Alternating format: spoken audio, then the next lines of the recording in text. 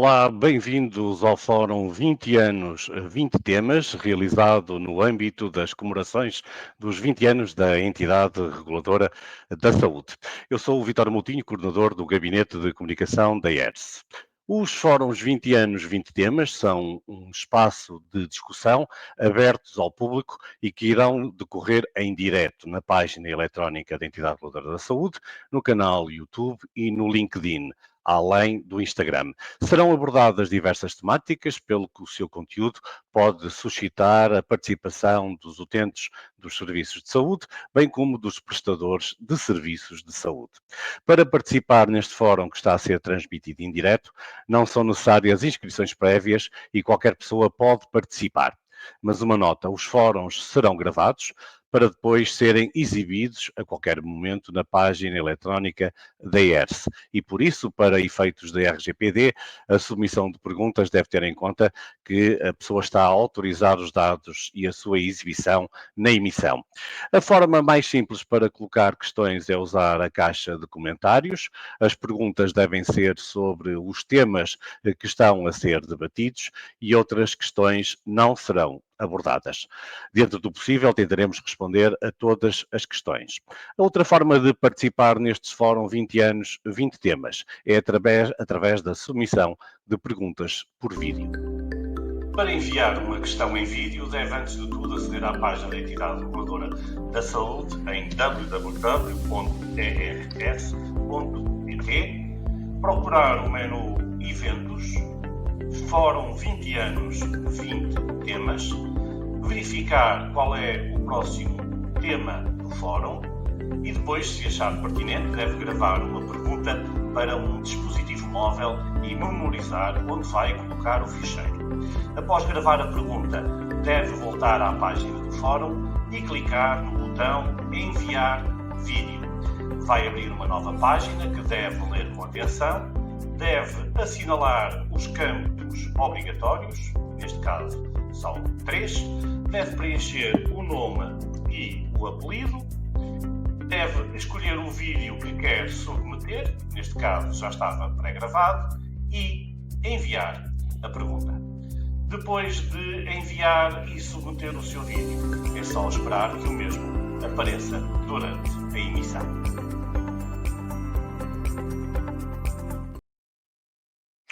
O fórum de hoje tem como tema mediação de conflitos. Neste fórum, iremos refletir sobre a mediação e a conciliação de conflitos enquanto ferramenta que poderá contribuir para a construção de um sistema de saúde mais equilibrado e eficiente, permitindo a redução de tensões e a melhoria de relação entre diferentes atores, com recurso ao diálogo, à cooperação entre as partes, em caso de conflito. Mas antes de abrirmos a sessão, passo a palavra à doutora Susana Campos, diretora dos Serviços Jurídicos, que vai fazer as honras da casa.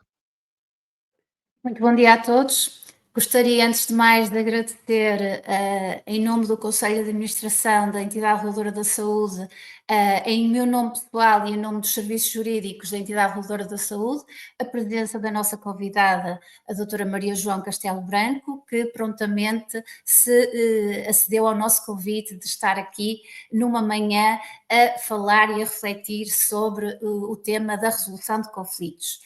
Agradecer também a todos os trabalhadores e a toda a equipa envolvida na realização deste fórum e agradecer naturalmente a todos os participantes que também dedicaram uma parte do seu dia para falar, para ouvir falar e para refletir connosco sobre este tema.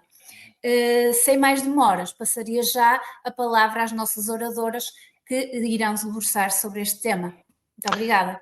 Obrigado, doutora Susana. E então, para nos explicar melhor como é que funciona a mediação em conflitos, teremos a presença da doutora Ana Paula Cabral e a Maria Luz Costa, ambas dos Serviços Jurídicos da entidade reguladora, e teremos também a participação especial da doutora Maria João Castelo Branco.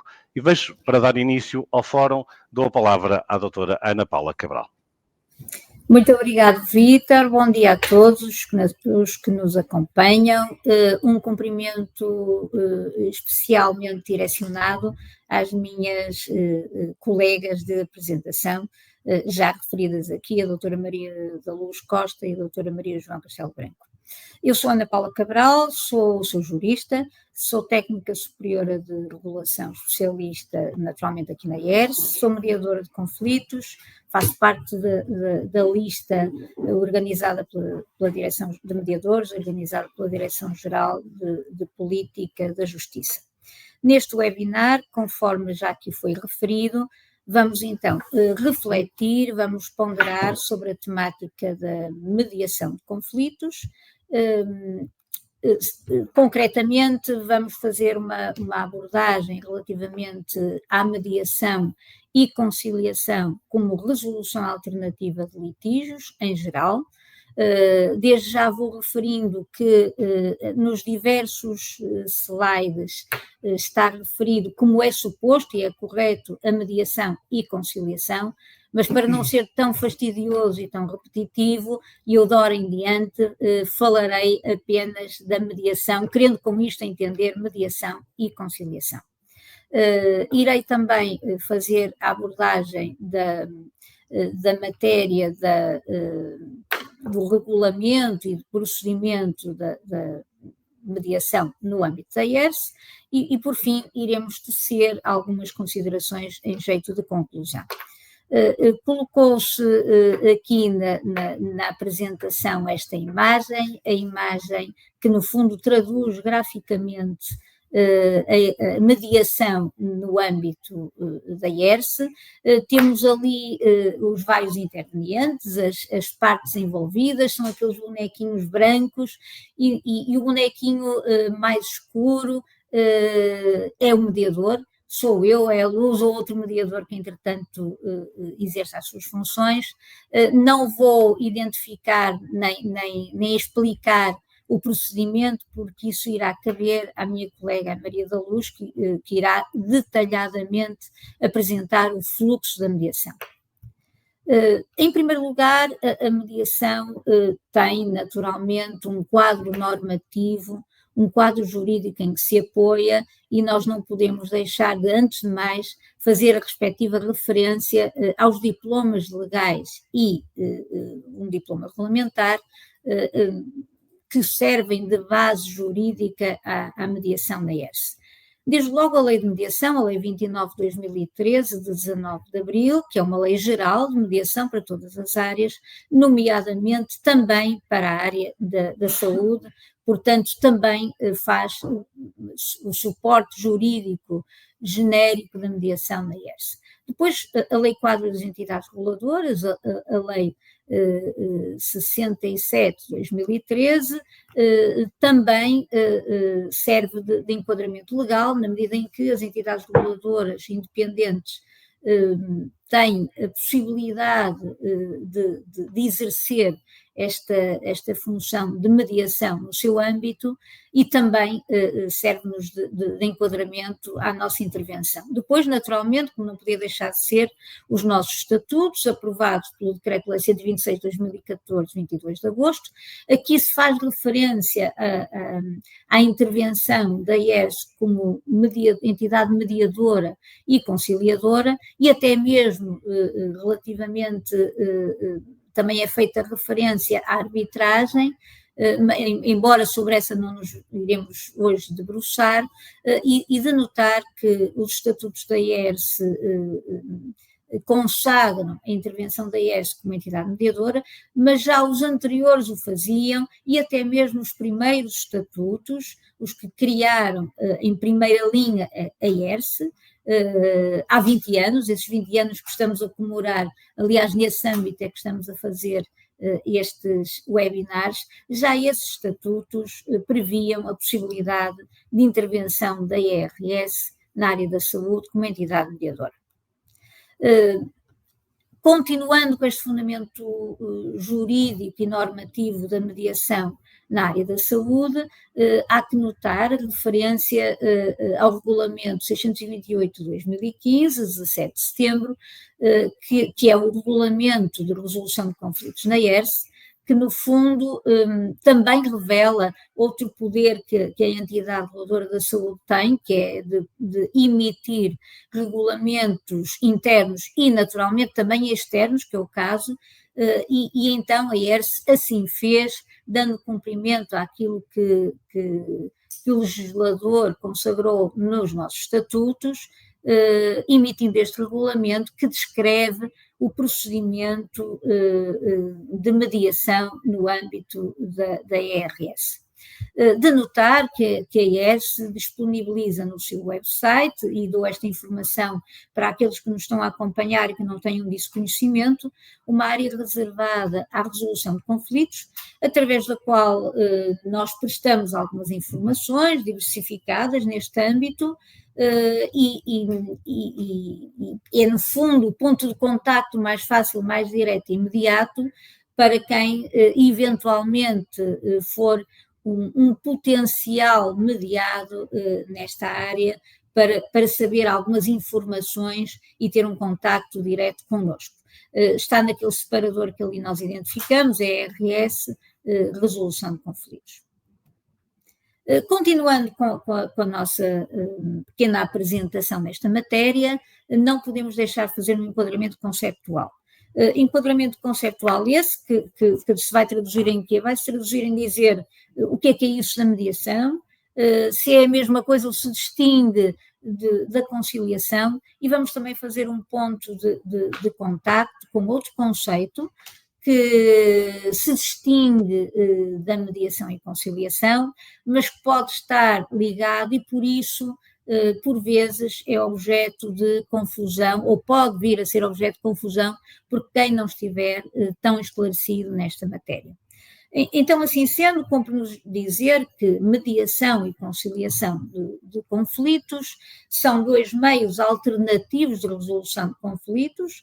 Os dois são meios alternativos de resolução, em que as partes são auxiliadas por um terceiro imparcial, o mediador, que intervém de modo a que as partes consigam, ou pelo menos tentem, fazer um esforço no sentido de resolver o conflito que as opõe através da celebração de um acordo.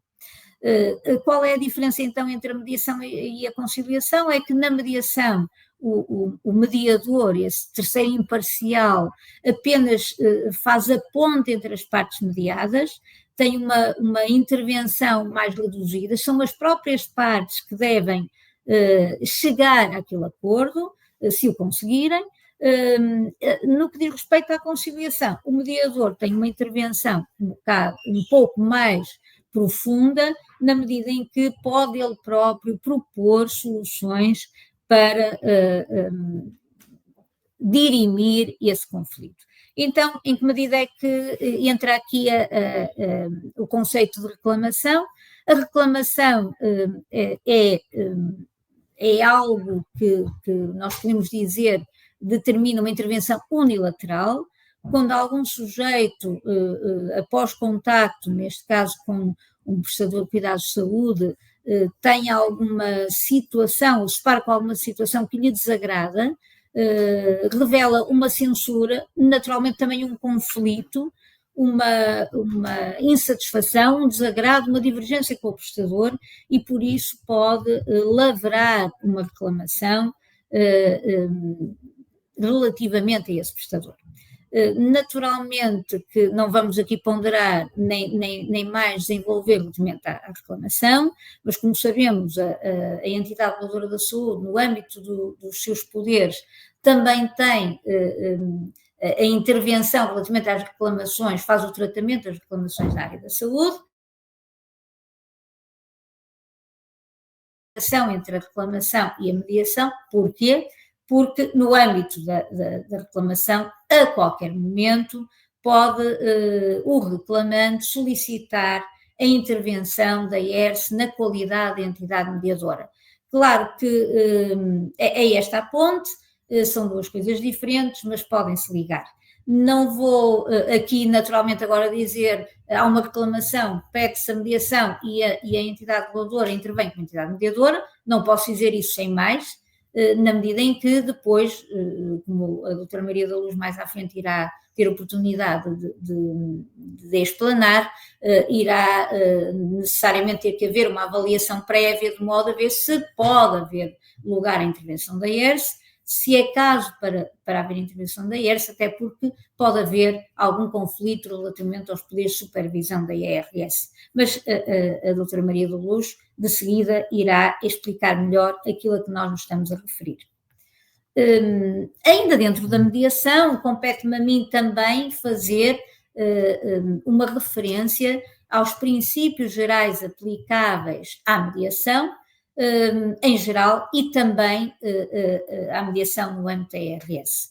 São princípios que estão consagrados na lei da mediação, e vou fazer referência a alguns deles, ali plasmados no slide que terão a oportunidade de estar a ver, aos quais foram acrescentados por parte da entidade reguladora da saúde mais 3, que estão mais abaixo, no fundo, como princípios específicos que a IERS consagrou no seu regulamento da mediação, regulamento esse que já fizemos anteriormente referência. Então, em primeiro lugar, como princípios que regulam, que fundamentam, que baseiam a mediação na área da saúde também, temos o princípio da voluntariedade. O que é que isto significa? Significa que quem adere, as partes que aderem à mediação, têm que o fazer por vontade própria, voluntariamente, não podem ser determinados por qualquer pressão.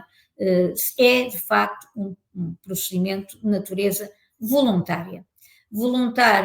Depois elogiará como pode ser uma das partes, as duas em conjunto, não importa, mas tem que ser voluntário, as pessoas têm que ter consciência do que estão a fazer, têm que dar o consentimento para a participação nesse procedimento e consentimento devidamente informado. Outro princípio é o princípio da confidencialidade, princípio relevantíssimo na área da mediação e que se vai traduzir em quê? Vai-se traduzir no facto, em primeiro lugar, do mediador ter que guardar sigilo relativamente a toda a informação a que acede no âmbito da mediação. Não só o mediador, as partes mediadas também têm que guardar sigilo, o que ocorre na mediação fica, e quem diz as partes mediadas diz também aquelas outras figuras que podem acompanhar as partes mediadas, como sejam os seus mandatários, que eventualmente podem acompanhar os mediados, ou mesmo outros intervenientes que se façam acompanhar as partes mediadas.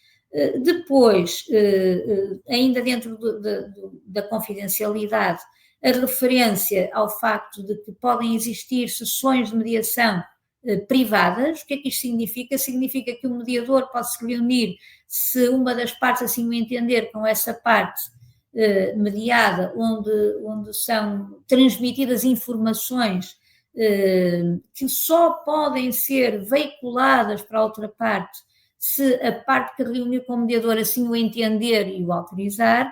Portanto, a confidencialidade é um aspecto relevantíssimo, é um princípio relevantíssimo na área da mediação, nomeadamente a mediação na área da saúde.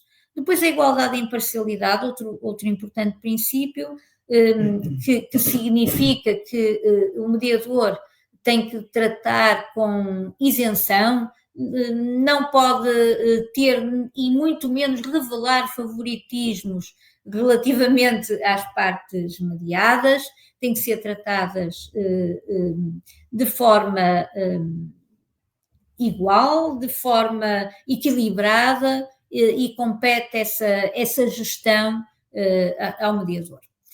Depois, outro princípio não menos relevante, o princípio da independência. O mediador tem que ser independente, não pode ceder a pressões, as próprias partes também têm que, ao aderir ou ao solicitar a mediação, têm que ser autónomas e independentes, não podem ter sido determinadas por nada nem por ninguém, a não ser por si próprias e pela sua vontade. Aliás, de notar que a entidade reguladora é uma entidade reguladora independente e até por isso, por maioria de razão, a independência tem que ser significativa e revelada e demonstrada. A competência e responsabilidade é outro princípio. O mediador tem que ter aptidões próprias para exercer a função de mediador, por regra frequenta cursos que lhe dão as ferramentas respectivas e depois naturalmente tem que desenvolver essas competências, até porque se eventualmente houver algum prejuízo, algum dano que possa decorrer da sua intervenção por força da violação dos deveres a que está obrigado, é mesmo possível a responsabilidade, nos termos gerais da lei civil, responsabilidade pessoal do mediador. Executoriedade, uma pequena nota relativamente a este princípio, o acordo resultante da mediação funciona, tem valor de título executivo, depois creio que talvez a doutora Maria João poderá desenvolver esta temática, e para concluir, referir que a IERS quis reforçar a informalidade, a não burocraticidade, complexidade do procedimento de mediação, e por isso consagrou esse princípio da informalidade. Da celeridade, pretende-se que seja um meio alternativo de resolução de conflitos, por isso mais célere do que os meios tradicionais, inclusivamente o nosso regulamento, inclusivamente há um prazo previsto para a dimensão temporal do processo de mediação, e por fim o princípio da gratuitidade. Quem recorrer à mediação não tem que efetuar nenhum pagamento pela adesão a este procedimento. Muito obrigado por me terem ouvido. Vou passar a palavra agora à minha colega, a doutora Maria da Luz Costa, que vai dar continuidade à nossa reflexão. Obrigada. Então, muito bom dia a todos. Começar por cumprimentar e agradecer a presença de todos, nomeadamente da minha colega de painel. Um agradecimento especial à doutora Maria João Castelo Branco, que aceitou este nosso desafio. E, portanto, nós até agora vimos os princípios que regem a mediação de conflitos e cabe-me a mim explicitar como é que, de forma mais técnica, isto se operacionaliza, ou seja, como é que se tramita efetivamente o pedido. Ora bem, o enquadramento legal, nós percebemos que um dos princípios que rege esta área, ou da área da mediação da conciliação, é a informalidade e a celeridade. E, por isso, todas as comunicações estabelecidas entre a entidade mediadora, que é a ERSE, e o mediador, são, regra geral, efetuadas por correio eletrónico. No entanto, existe a possibilidade de, excepcionalmente, ser efetuado por via postal. Isto porque nós não nos podemos esquecer de uma parte da população que ainda é info-excluída. Neste quadro, segundo. Portanto, no quadro pode ver-se um resumo, mas efetivamente este é mesmo um resumo do nosso procedimento. Portanto, pressupõe-se aqui a existência ou a subsistência de um conflito no contexto de uma prestação de cuidados de saúde, e vamos excluir logo à partida, e porque o regulamento também exclui, a qualidade da assistência administrativa e também o tempo de espera no atendimento administrativo. Assim, o pedido de mediação de conflitos deve ser formulado por escrito e é assinado conjuntamente pelos mediados. E aqui temos um processo ou um pedido que entra conjuntamente, mas também pode ser apresentado apenas por uma parte. E o que é que acontece? A outra parte tem que ser notificada do pedido e, caso aceite, não nos vamos esquecer que estamos perante um procedimento que todo ele é voluntário, a entidade mediadora vai fazer uma avaliação preliminar do pedido. Nesta avaliação preliminar de pedidos, já excluí os temas que referi, que posso voltar a referir, que são a qualidade da assistência administrativa e o tempo de espera também no atendimento administrativo, mas também qualquer matéria que possa colidir com os poderes de supervisão desta entidade reguladora. Quando assim é, e quando temos uma situação em que está feito é apresentado um pedido de mediação, mas nós, por uma destas razões, não podemos mediar, podemos sim, e com o conhecimento das partes, se assim o entenderem, encaminhar para o CAUAL, portanto, que é um centro de arbitragem e mediação com que temos um protocolo. Sendo então o processo aceite, os mediados são informados do número de processo e da identificação, neste caso do mediador e do respectivo contacto e endereço eletrónico, e é agendada a sessão de pré-mediação. Chamar atenção para a sessão de pré-mediação porque, de facto, é um dos aspectos obrigatórios na mediação de conflitos. E é nesta pré-mediação, é a pré-mediação que visa a explicação ou a explicitação por parte do mediador, claro, do funcionamento da mediação e também das regras do procedimento. e, por regra, basicamente entenda-se os princípios que a minha colega, a doutora Ana Paula Cabral, teve a oportunidade de referir. Com a aceitação destas regras, portanto, considerando que todas as partes envolvidas numa mediação as aceitam, é assinado aquilo que nós denominamos por protocolo de adesão à mediação na entidade reguladora da saúde, e é agora que se considera que, de facto, estamos perante um processo de mediação. E agora é na sessão de mediação que pode ou não ser imediatamente seguida a ação de pré-mediação. Por norma, a prática diz-nos que sim, portanto, fazemos a ação de pré-mediação e imediatamente, quando as partes estão de acordo em dar continuidade, passamos para a mediação. É aqui, nesta sessão, com auxílio do mediador, que é um terceiro, que é independente e é imparcial, as partes vão tentar chegar a um acordo. De referir que as sessões de mediação, em regra, são ou decorrem nas instalações da entidade reguladora da saúde e, portanto, isto significa que são no Porto, mas a título excepcional podem, e por acordo entre as partes, podem ocorrer noutras instalações, como também podem, também a título excepcional, peço perdão, decorrer online. Os mediados podem ser acompanhados nestas sessões por representantes legais ou por outros técnicos. Esses podem ser advogados, podem ser solicitadores, advogados estagiários, e relembrar aqui o princípio da confidencialidade a que a minha colega deu tanta ênfase, o que significa que todas estas partes estão sujeitas à confidencialidade. Durante o processo, referir que as partes explicam as posições, os seus interesses. Pode haver lugar a sessões privadas, também foi referido, e no final nós temos 3 opções possíveis, que é: temos um não acordo, temos um acordo parcial ou temos um acordo total. Quando estamos perante uma situação de não acordo, as partes efetivamente não chegaram a acordo em nenhum dos pontos que estavam em discussão, o que a entidade reguladora da saúde faz é emitir uma declaração de não acordo, e com essa declaração, que depois é encaminhada, neste caso via correios, porque terá que chegar o documento físico, e chegar às partes, e estas depois poderão seguir outras vias, seja ela a via judicial, seja ela a via arbitral. Em caso de acordo, este é homologado pelo Conselho de Administração da ERSE, peço perdão. Em caso de acordo, este é homologado. Tivemos uma questão técnica aqui com a apresentação, peço perdão, realmente perdi-me. Peço perdão. Em caso de acordo, portanto, como eu dizia, este é homologado pelo Conselho de Administração da entidade reguladora da saúde e considera-se que o litígio está ultrapassado. Muitas vezes coloca-se aqui uma questão que é: o que é que acontece se uma das partes não cumprir o acordo ou aquilo que ficou estipulado e acordado? Caso o acordo não seja cumprido, a resposta é simples: ele vale como título executivo, como vimos. Por fim, referir que nós temos um prazo de 90 dias, isto porque pretende-se que o processo seja célere e não deverá ultrapassar este prazo. No entanto, ele pode ser prorrogado a pedido das partes.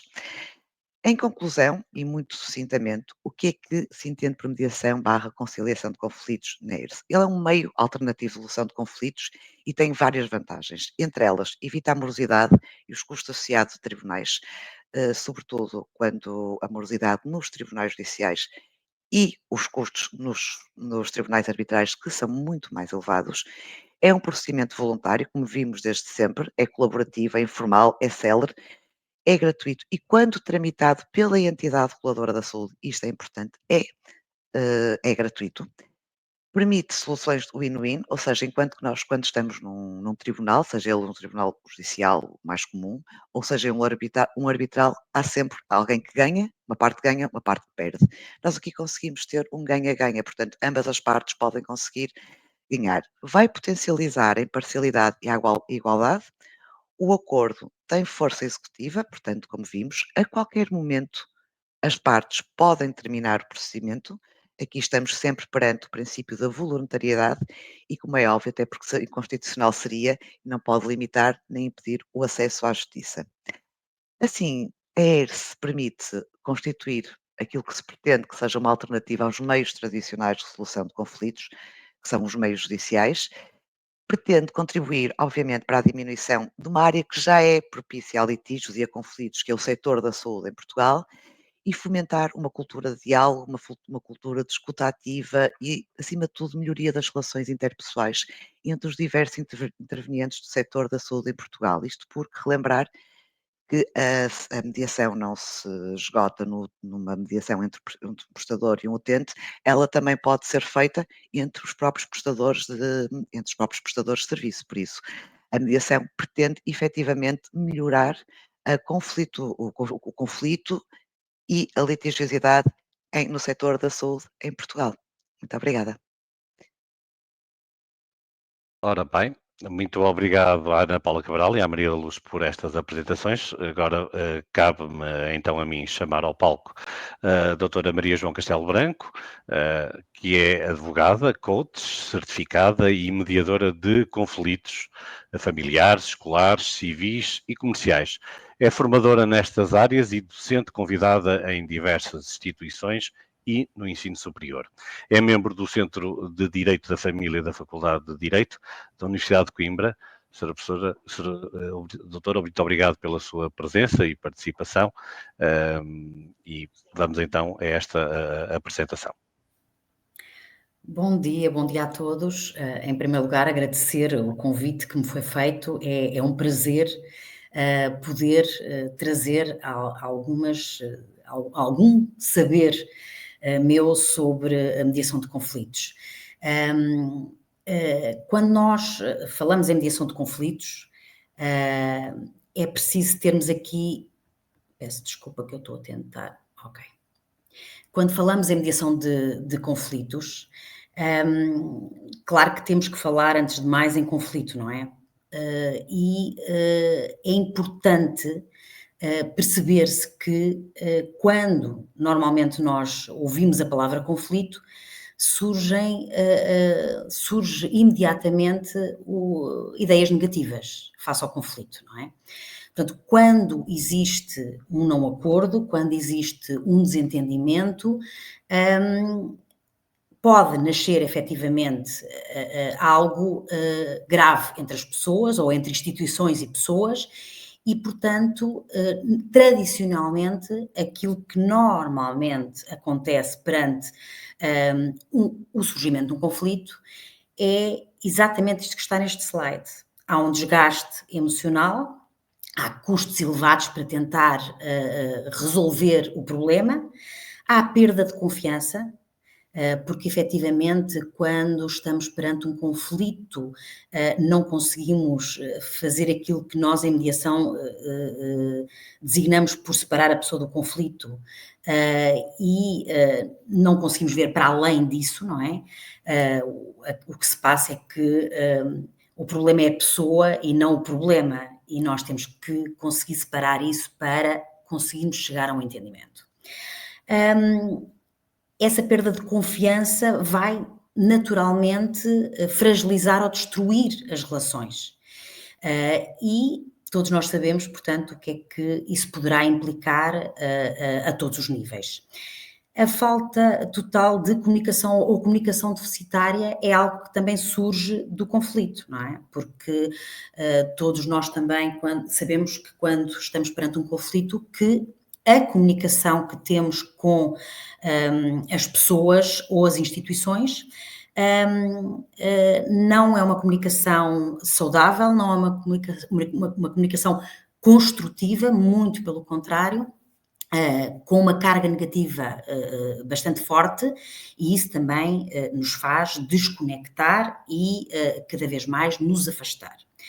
A quebra ou a fragilidade de vínculos e relacionamentos é, portanto, uma das consequências inevitáveis do conflito se ele não for efetivamente trabalhado de uma forma adequada, construtiva e positiva, adequada para se poder, de alguma maneira, manter esses relacionamentos ou, se não for preciso manter os relacionamentos, pelo menos conseguir tratar daquilo que no momento é necessário tratar. Portanto, tradicionalmente nós olhamos para o conflito desta maneira e ao olhar para o conflito desta maneira, aquilo que normalmente estamos habituados a fazer é seguir também as vias tradicionais para a resolução dos conflitos, que normalmente são os tribunais judiciais, e também é possível com os tribunais arbitrais, sendo eles um outro meio de resolução alternativa de litígios. Eu gosto sempre de trazer esta frase da Mariana França Gouveia, docente de Direito na Universidade Nova de Lisboa, porque traz-nos aqui logo uma perspectiva diferente à qual nós devemos estar atentos e olhá-la com carinho neste contexto da mediação. Ela diz-nos então que os meios alternativos de resolução de litígios postulam uma abordagem diferente do conflito, procurando a solução mais adequada ao litígio, o que pode passar pela não aplicação da lei. Quando olhamos para esta frase, estranhamos, quando não estamos habituados a uma nova abordagem ao conflito. É preciso, quando queremos entrar na cultura da mediação, quando queremos olhar para uma nova forma de resolver os problemas, é preciso mudar o paradigma relativamente ao conflito. É preciso não olhar para ele daquela forma destrutiva, negativa, que até agora o fazemos, mas olhar para o conflito como algo que pode ser absolutamente transformativo, que pode criar novas possibilidades de resolução de problemas e, portanto, e ao mesmo tempo trazer-nos aqui a grande possibilidade também de nos desenvolvermos pessoalmente e dessa forma conseguir trabalhar o problema com o outro de uma maneira muitíssimo mais completa. O que é que eu quererei dizer com isto tudo? Olhando para este slide, vem aqui o iceberg, que é uma famosa imagem que nós usamos nas formações para ilustrar várias ideias, mas aqui aquilo que eu quero que vocês consigam olhar de uma maneira diferente para aquilo que todos nós trazemos quando estamos perante, neste momento, neste contexto, perante um conflito. Quando trabalhamos o litígio, e a palavra litígio é uma palavra que nós melhor conhecemos quando estamos perante um problema, quando trabalhamos o litígio e queremos olhar para esse litígio de forma a resolvê-lo, aquilo a que estamos habituados a fazer, e porque é importante fazê-lo, é olhar para ele através dos direitos e obrigações e, portanto, vamos resolvê-lo através do direito. E podemos, ao passar para a imagem do iceberg, olhar para aquilo que está acima da linha d'água e, quando resolvemos o litígio, aquilo que é resolvido é o que está acima da linha d'água. Ora, perante um problema, seja ele pessoal, seja ele institucional, há muito mais do que direitos e obrigações. Há toda uma série de factos desconhecidos que só poderão ser trazidos ao outro para que o outro entenda se os conseguirmos trazer para cima da linha d'água. Ora, antes de mais, são aquilo que nós chamamos os interesses e as necessidades. É preciso trabalhar interesses e necessidades, e é isso que também fazemos em mediação de conflitos, para efetivamente, para que seja efetivamente compreendido por todas as partes o que é que efetivamente interessa àquelas pessoas resolver. Por isso é que a Mariana França Gouveia diz que muitas das vezes a resolução do problema não está na aplicação da lei. Porque quando conseguimos apurar os verdadeiros interesses e necessidades das partes,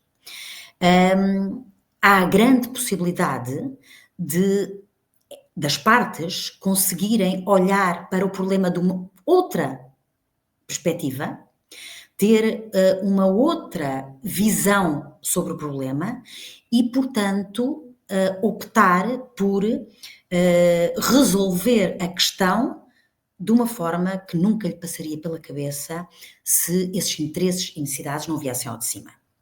Portanto, abaixo desta linha d'água, aqui no nosso iceberg, estão efetivamente os interesses e as necessidades, aquilo que as pessoas realmente desejam e aquilo que precisam para se sentirem satisfeitas.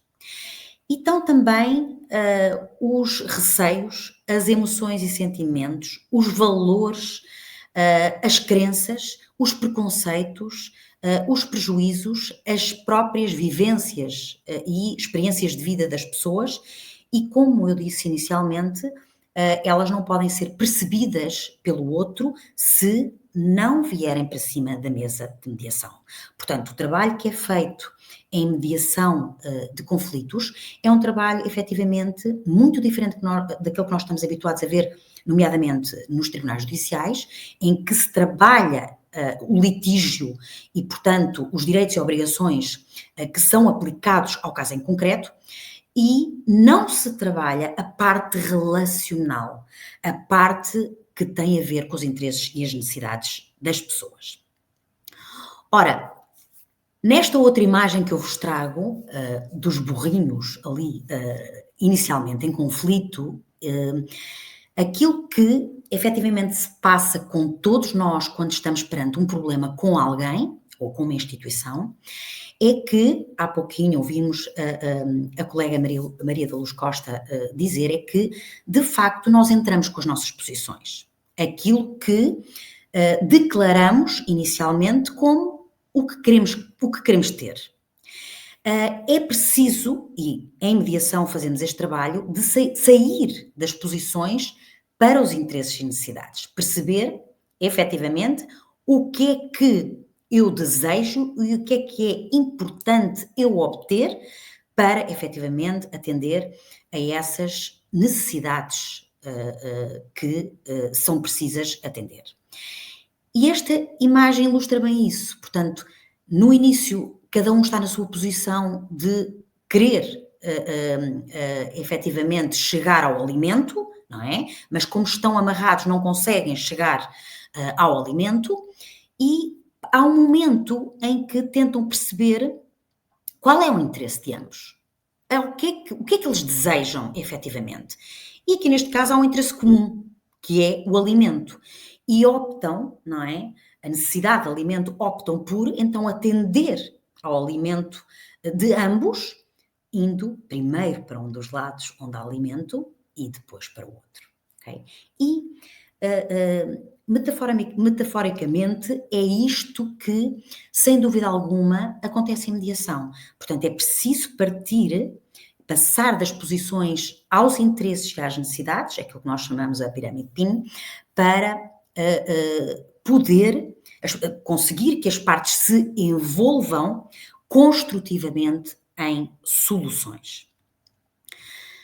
Ora,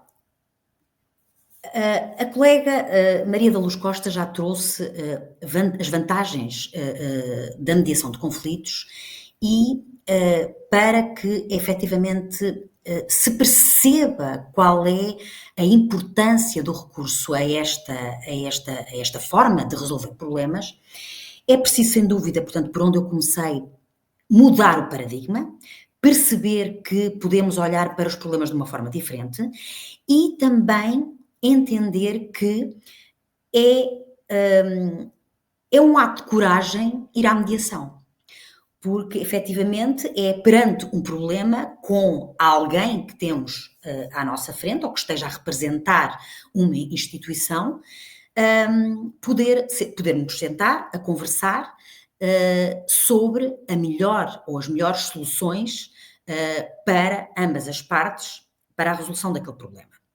Ora, ele é, antes de mais, portanto, um processo preventivo e não apenas resolutivo, porque sempre que há um trabalho desenvolvido em sede de mediação, mesmo que não se consiga chegar a um entendimento, nomeadamente a um acordo final, todo o trabalho que é feito em algum momento deixa a sua marca.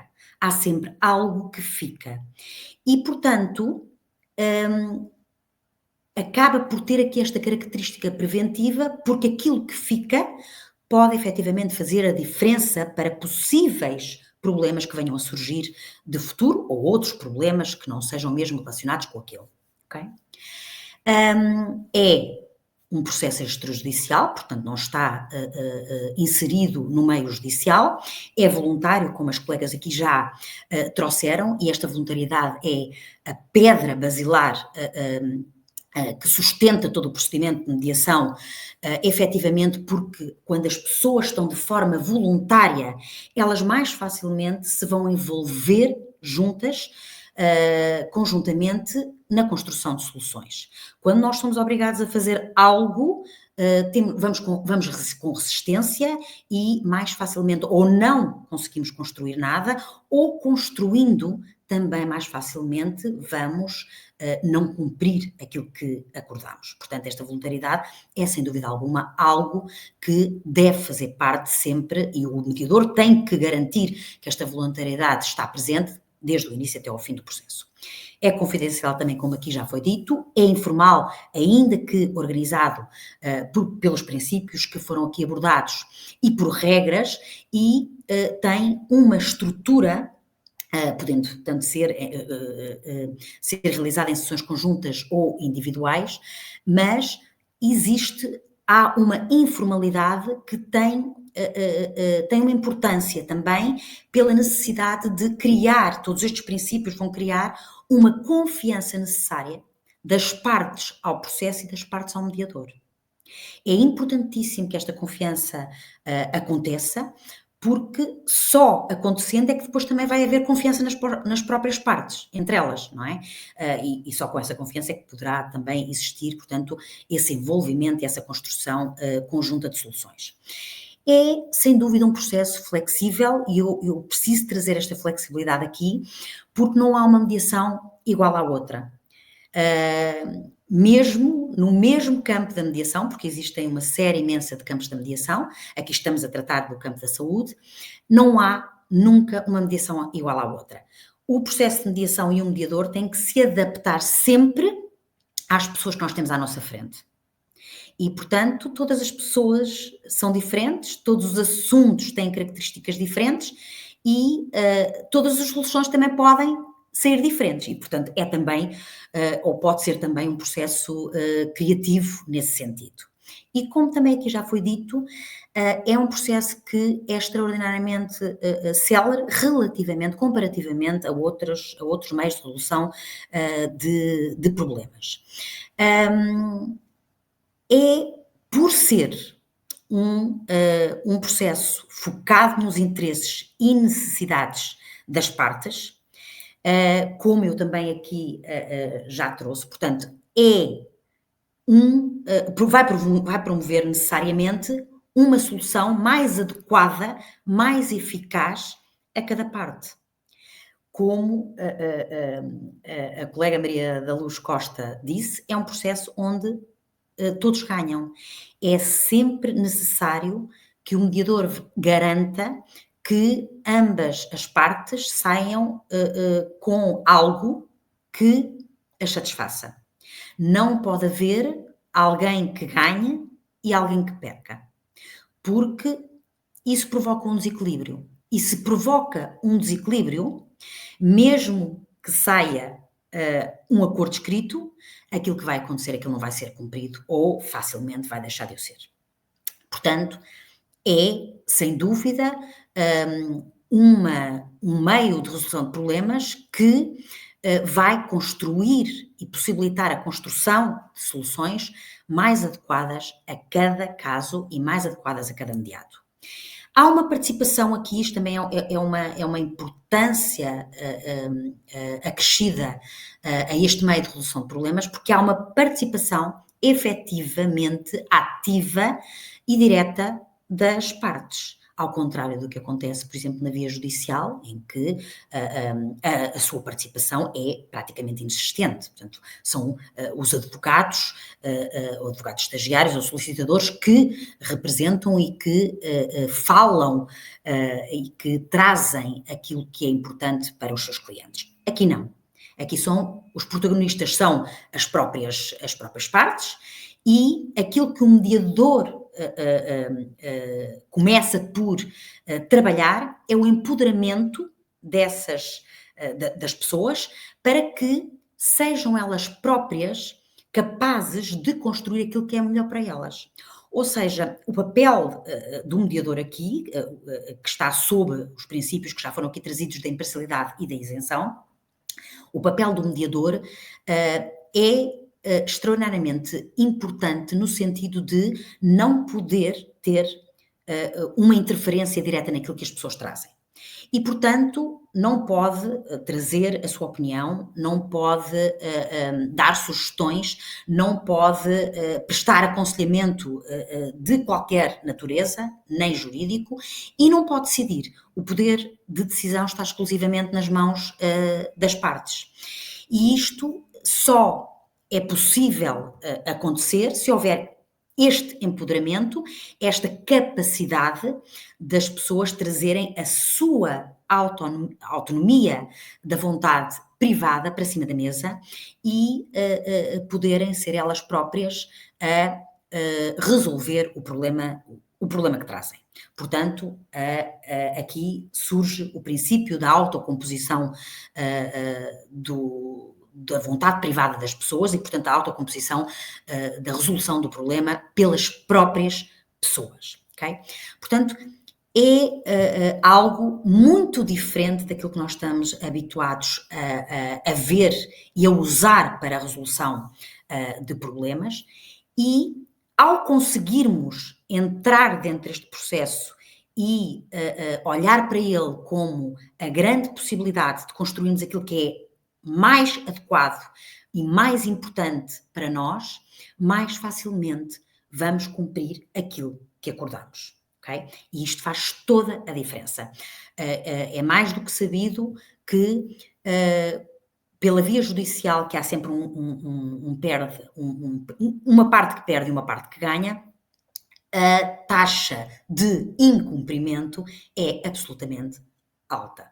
Não é? Porque se há alguém que efetivamente está ali obrigado e está ali ainda por cima perdeu uma ação, se a solução é imposta, mais facilmente vai não cumprir aquilo que lhe foi imposto. Deixem-me também, então, trazer-vos aqui a questão do princípio da executoriedade que a colega Ana Paula Cabral trouxe. Este princípio da executoriedade que apareceu com a publicação da Lei da Mediação, a Lei número 29 de 2013, de 19 de abril. Este princípio da executoriedade foi algo absolutamente fantástico, que nos possibilita realmente, ou possibilita a quem procura a mediação, ter uma maior confiança e segurança na procura deste meio de resolução de problemas e na procura do mediador em questão. Porque este princípio vem consagrado no artigo 9º da Lei da Mediação, e há uma série de requisitos que é preciso estarem previstos para que o acordo seja efetivamente, tenha este valor executivo, e um dos requisitos principais que estão consagrados nesse artigo, na linha do número 1 desse artigo, é que para os acordos que saiam da mediação valerem como título executivo, o mediador de conflitos tem que estar inscrito numa lista organizada pelo Ministério da Justiça, uma lista de mediadores privados, não é mediação pública, mas uma lista de mediadores privados organizada pelo Ministério da Justiça. Portanto, estando nessa lista um mediador, os acordos que saiam das suas mediações podem efetivamente ter esta força executiva. E isto, sem dúvida alguma, que traz a tal confiança e segurança das partes ao processo e àquele mediador em concreto. Quando nós temos um título executivo em mãos, no caso de incumprimento, portanto isto de uma forma muito simplificada, no caso de incumprimento, ao termos um título executivo em mãos, mais rapidamente, através de uma ação executiva, conseguimos obrigar ao seu cumprimento, ao cumprimento efetivo daquilo que inicialmente tinha sido acordado. Portanto, há aqui aquilo que me foi proposto, portanto, foi trazer a importância do recurso à mediação de conflitos e, sem dúvida alguma, que pelos princípios que foram aqui muito bem explicados anteriormente, os princípios que são fundamentais do processo de mediação e por toda a dinâmica que é usada pelo mediador de conflitos dentro de um processo de mediação, sem dúvida que podemos perceber qual é a grande importância.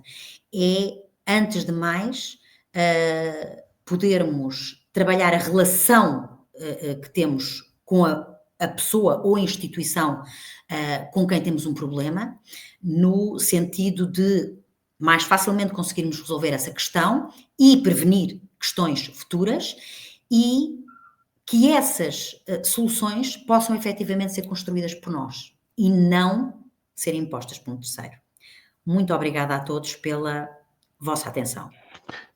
Muito obrigado nós pela sua apresentação e sem delongas iríamos passar então a um período que normalmente chamamos como perguntas e respostas, em que damos a oportunidade de os nossos espectadores e as pessoas que estão a assistir pelas redes sociais lá em casa ou no escritório possam colocar perguntas e existem duas formas, através da caixa de comentários ou de vídeos. Para este fórum não recebemos nenhum vídeo, vamos então focar-nos apenas nas questões que nos foram colocadas por via escrita. Então, sendo assim, vamos à primeira pergunta, se for possível, exibir a primeira pergunta que já nos chegou. Gabriel Correia pergunta: para recorrer à mediação é preciso estar representado por advogado? Quem é que quer começar a responder? Pode ser. Bom dia. Sim, posso responder. Bom dia, obrigada pela questão. Se para recorrer à mediação é preciso estar representado por advogado? Claro que não. A mediação é um processo, acima de tudo, que é informal e, portanto, as partes podem ser acompanhadas de advogado, podem ser acompanhados de advogado estagiário, de solicitador ou até de outros peritos. No entanto, e para que não haja alguma desigualdade quando estamos numa sessão de mediação em que um prestador de cuidados de saúde, por exemplo, em comparação com o utente, pode ter o seu representante legal, já é acompanhado pelo seu advogado, o mediador também tem a função de garantir que o processo corre com independência e corre também favoravelmente à parte que se calhar está um bocadinho mais além ou mais distante do conceito de advogado e dos conceitos jurídicos. Portanto, não é necessário e o mediador também terá o cuidado de explicar toda a linguagem que eventualmente uma das partes possa não compreender. Mas é um custo que também não é necessário ou não se pretende que o utente, que uma parte, que o prestador venha a assumir. Penso que Maria Luz Costa respondemos ao Gabriel Correia e, portanto, fica esclarecido. Vamos à próxima questão. Joana Andrade, que questiona: não sendo possível recorrer à mediação de conflitos porque o prestador não aceitou o pedido, posso apresentar aos vossos serviços um pedido de arbitragem?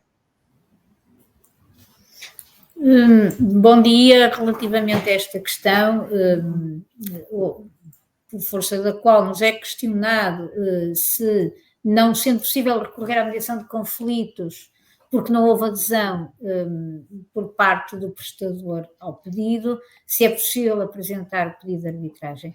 Naturalmente dissemos aqui, a mediação é voluntária, está um dos princípios basilares da mediação é voluntariedade, não se pode forçar a adesão de ninguém à mediação, portanto não se pode forçar o prestador a aceitar o pedido.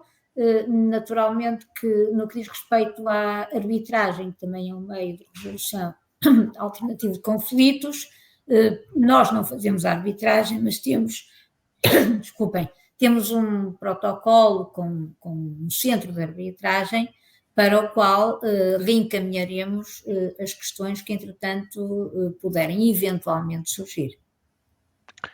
Muito obrigado, Ana Paula, pela sua explicação a esta questão da Joana Andrade. Penso que podemos passar para a próxima questão.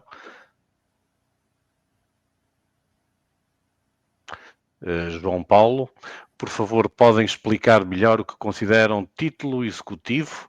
Não sou da área jurídica e não percebi exatamente o que é e quais as suas vantagens. Quem é que pode responder a esta?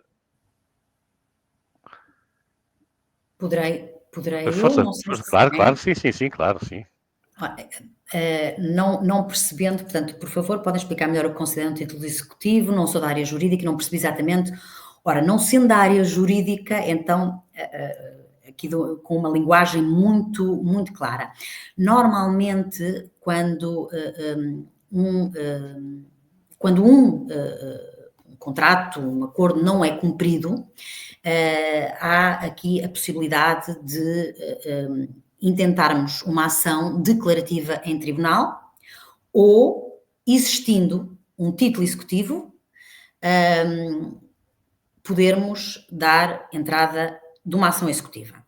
Qual é aqui a grande diferença? Uma ação declarativa para cumprimento de um contrato, de um acordo, é uma ação que, pelos seus trâmites, pelo desenvolver do seu processo, tem uma morosidade que pode ser mesmo muito grande, pode ser realmente muito tempo até se chegar a uma solução num final de um processo declarativo. Tendo um título executivo, e que neste caso, quando estamos a falar em mediação, é o próprio acordo que sai da mediação, aquilo que se faz é dar entrada da ação executiva. E a ação executiva é um processo judicial, mas muitíssimo mais rápido, que ao termos esse título executivo, esse acordo, aquilo que vai acontecer é pedir-se imediatamente o cumprimento, que se exigir imediatamente o cumprimento daquilo que foi acordado entre as partes, ok? Portanto, o que significa na prática é que são procedimentos muitíssimo, são diferentes no sentido de apurar, porque a ação declarativa vai apurar muitíssimo mais questões e numa ação executiva não. Existe um acordo, aquele acordo vale como título executivo e, portanto, vamos exigir o seu cumprimento. Portanto, de uma forma muito simples, a grande diferença é esta e, portanto, a grande vantagem de ver um acordo como título executivo é esta mesmo, é poder obter o cumprimento de uma forma muitíssimo mais rápida. Não sei. Obrigado, doutora Maria João Castelo Branco, penso que foi clara relativamente a essa situação do título executivo. Vamos então à próxima pergunta. Sandra Silva, bom dia, tenho uma dúvida. Caso o prestador não aceita mediação, o que posso fazer para fazer valer os meus direitos? Eu posso responder, uma vez que há pouco já acho que posso encadear na anterior resposta que dei esta. Bom dia, Sandra Silva, obrigado pela questão. A dúvida que aqui colocou é se o prestador não aceitar a mediação, o que é que pode fazer para fazer valer os seus direitos? Já disse há pouco, não podemos forçar nenhum prestador a aderir ao processo de mediação. é voluntário, mas não é por isso que deixa de poder fazer valer os seus direitos. Como dissemos aqui desde o início, a mediação-conciliação é um meio de resolução alternativa de conflitos, obviamente que pode, para fazer valer os seus direitos, recorrer aos meios tradicionais judiciais e não podemos, de facto, forçar a existência de uma intervenção nossa como entidade mediadora, embora gostássemos de o fazer. Muito obrigado, Ana Paula. Vamos à próxima questão. Maria Pimentel, que gostaria de saber quais os custos de recorrer a este serviço. Eu se calhar assumia novamente esta resposta, porque na medida em que enunciei os princípios, e um dos princípios que disse que nós, a Entidade Reguladora da Saúde, acabou por consagrar no nosso regulamento, para além dos princípios aos quais aderimos por força daquilo que está consagrado na lei de mediação, então é o princípio da gratuitidade. Gratuitidade significa exatamente que quem solicitar a intervenção da IERSE como entidade mediadora não terá que arcar com nenhuma despesa, não tem nenhum custo por força dessa nossa intervenção. Portanto, será gratuito, então. Será gratuito. Questão esclarecida da Maria Pimentel. Vamos à próxima questão. Penso que também não faltam muitas. Já vamos com mais de 1 hora de emissão. Mafalda Leal, que questiona se a mediação não resultar, há alguma desvantagem nisso? Ou seja, em não ter recorrido inicialmente ao tribunal? Não sei se a doutora Maria João estava ali a dizer que não com a cabeça. Pode ser. Obrigada, Mafalda Leal, pela questão. Não, a desvantagem é apenas se não conseguir resolver através da mediação, mas claro que não conseguindo tem sempre a possibilidade de recorrer a outros meios de resolução de conflitos. E não terá, portanto, sabendo que, se a sua questão era essa, sabendo que já esteve num processo de mediação, se trará alguma desvantagem, portanto, não ter conseguido resolver, isto para o processo judicial, não ter conseguido resolver a questão em mediação, não traz desvantagem nenhuma. Aliás, como eu há pouquinho falei sobre a característica não só resolutiva, mas também preventiva da mediação, portanto, aquilo que eu posso dizer é que traz também mesmo de que tenha estado na mediação e que não tenha conseguido chegar a um entendimento, portanto, que não tenha resultado um acordo, há sempre algo que fica e que mesmo que recorra à via judicial, a seguir, qualquer resultado que tenha ficado do tempo que esteve em mediação pode ser significativo para o desenvolvimento da ação judicial. Mas isto só quem passa por um processo destes é que consegue perceber depois, efetivamente, e sentir, efetivamente, estes efeitos, não é? Mas não há qualquer desvantagem não ter conseguido o entendimento antes de ter recorrido a um tribunal. Muito bem, vamos então a mais uma questão. José Carlos Carvalho, doutora Maria João, este é o objetivo, como aceder ao que está abaixo da linha de água para saber quais as necessidades e receios do outro, por exemplo, de doentes? Muito obrigada também por esta questão, José Carlos Carvalho.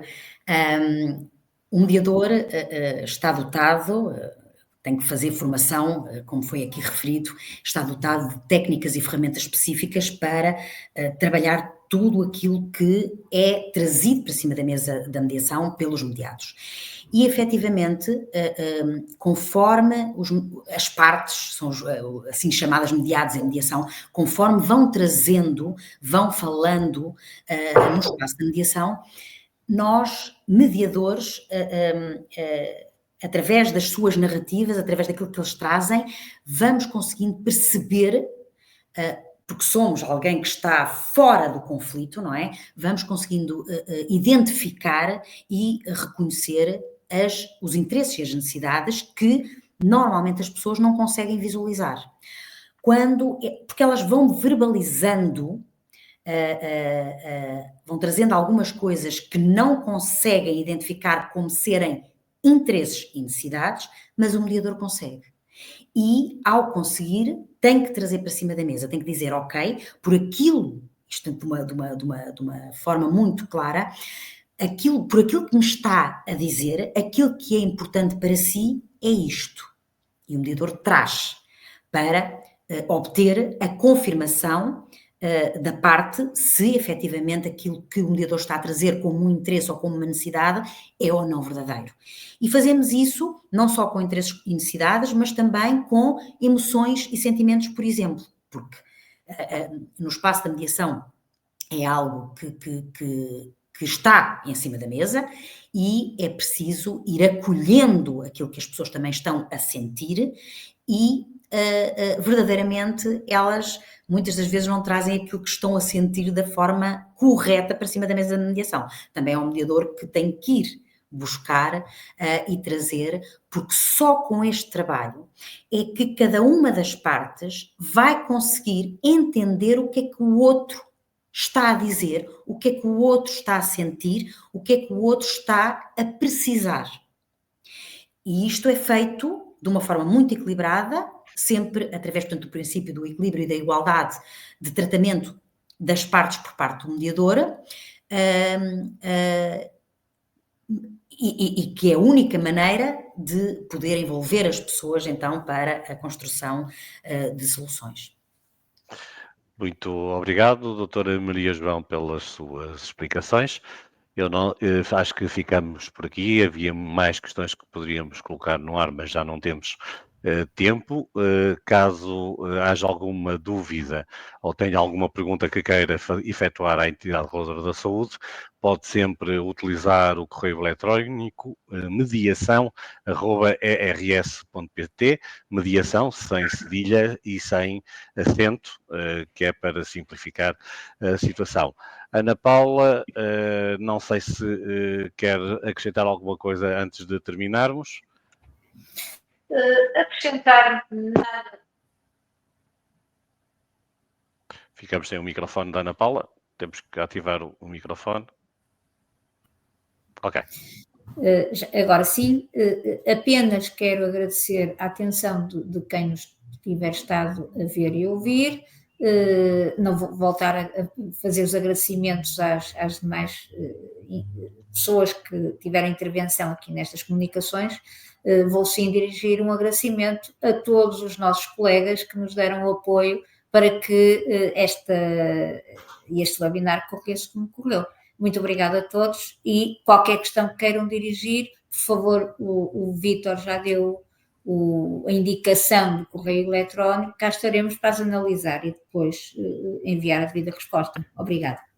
Maria da Luz, também, as últimas palavras. Bom, sim, fazer as palavras da doutora Ana Paula Cabral minhas, portanto agradecer a todos os presentes, agradecer em particular à doutora Maria João Castelo Branco, que nos acompanhou, agradecer à equipa do webinar, portanto, que é composta por muito mais pessoas do que as que se estão a ver neste momento neste monitor, e agradecer sobretudo a quem tem interesse e veio e teve disponibilidade para ouvir falar sobre mediação. Portanto, mediação, conciliação, são áreas que ainda estamos a trabalhar, isto são áreas que culturalmente, não é só a EIRS, culturalmente têm que ser trabalhadas para poderem crescer, são áreas que efetivamente funcionam e parece-me que fazem falta para esvaziar, por variedíssimas razões, para esvaziar até os tribunais e tornar todo este processo muito mais célere. Portanto, situações de dúvidas, queiram colocar mediação@rs.pt, nós estamos aqui para vos ajudar.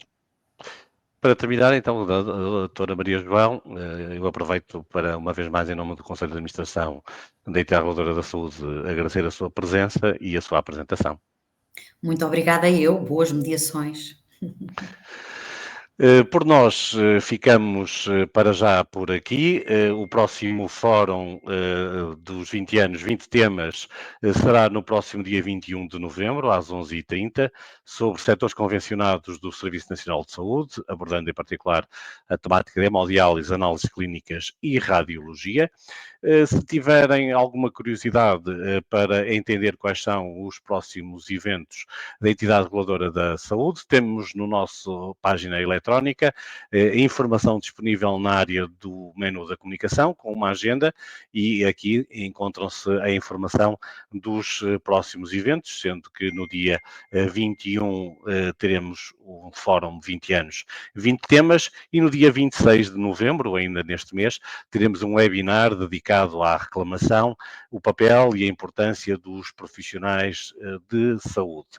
Neste caso, este webinar obriga ao registro e à inscrição e, portanto, o acesso à informação está toda disponível numa página própria, onde os interessados podem efetuar a inscrição para participarem neste webinar. Quanto a mim, agradeço mais uma vez a presença de todos nos fóruns 20 anos, 20 temas. Voltamos em breve.